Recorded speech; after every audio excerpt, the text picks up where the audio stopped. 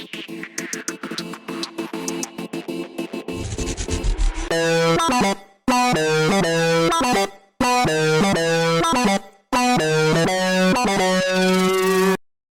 Mean राशि वालों, चलिए बात करते हैं साल 2026 की।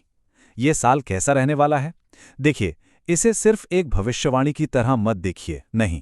ये एक बहुत बड़े बदलाव की कहानी है जो आपकी जिंदगी में आने वाली है। ये जो बात लिखी है ना कि किसी को अगले स्तर पर उठाने के लिए जीवन पहले उन्हें हिलाता है, बस यही है 2026 का सार। ये साल आपको परखने वाला है, आपको झकझोरने वाला है, ताकि आप आने वाली बड़ी चीजों के लिए तैयार हो सको। ऐसा समझिए कि कुदरत आपको कोई बड़ी जिम्मेदारी, धन की, सम्मान की, सफलता की देने से पहले आपकी नींव को मजबूत कर रही है। तो चलिए इस कहानी को और गहराई से समझते हैं। देखिए, साल 2026 को ठीक से समझने के लिए ना इसे 3 अलग-अलग हिस्सों में बांटकर देखना होगा, और हर हिस्से की अपनी अलग चुनौती है और हाँ, अपना अलग इनाम भी है।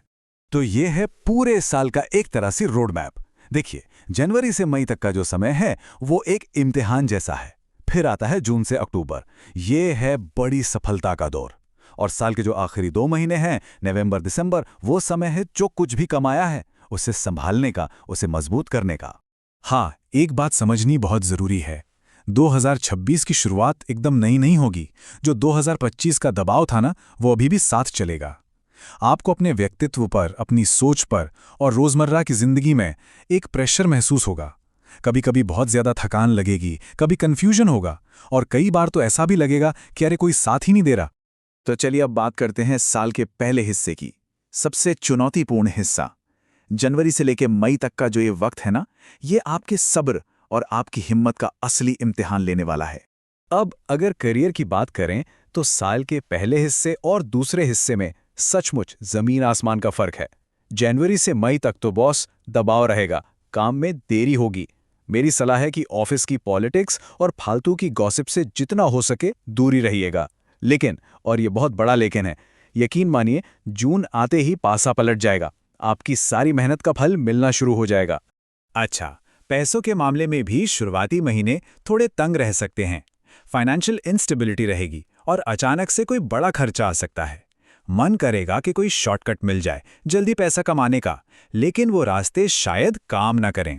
तो इस समय के लिए एक बात गांठ बांध लीजिए, अपनी आर्थिक लड़ाई खुद लड़नी है।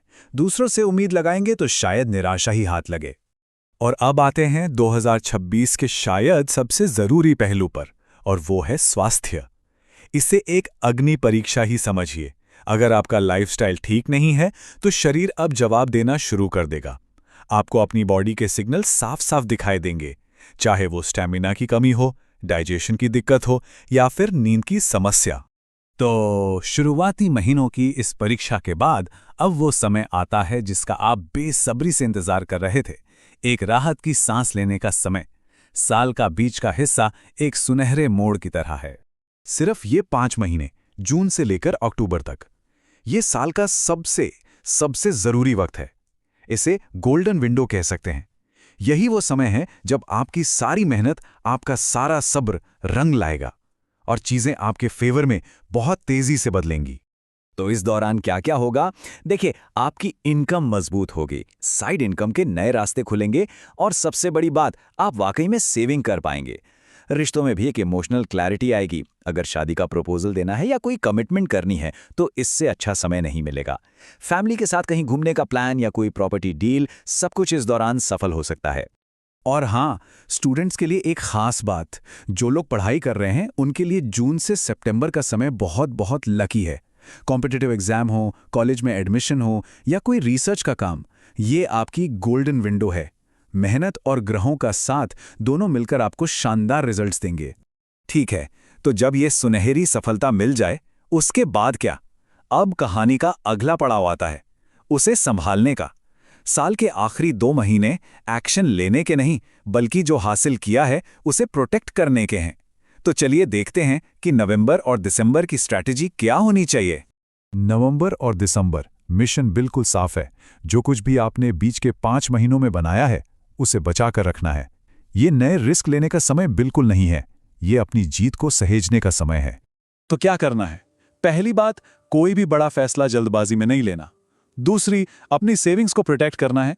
तीसरी, किसी भी पेपर पर साइन करने से पहले उसे अच्छी तरह से पढ़ना है, समझना है। और आखिर में, रिश्तों में सब्र से काम लेना है, क्योंकि हो सकता है इस दौरान इमोशनली थोड़ी दूरी महसूस हो। तो हमने पूरे साल को 3 हिस्सों में देख लिया। अब बात करते हैं कि इस पूरे साल की स्ट्रैटेजी क्या होनी चाहिए। कुछ ज़रूरी बातें, कुछ प्रैक्टिकल सलाह जो 2026 में आपको कामयाब बनाएंगी। तो 2026 का माइंडसेट कैसा होना चाहिए? बिल्कुल सीधा सा संदेश है। खर्च सोच समझ कर करें और बचत पर ध्यान दें।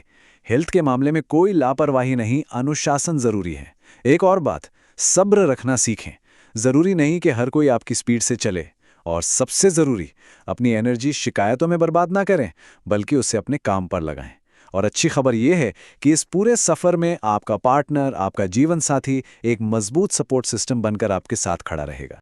अब ज्योतिष के अनुसार कुछ बहुत ही सरल उपाय हैं जो इस साल की मुश्किलों को थोड़ा आसान कर सकते हैं।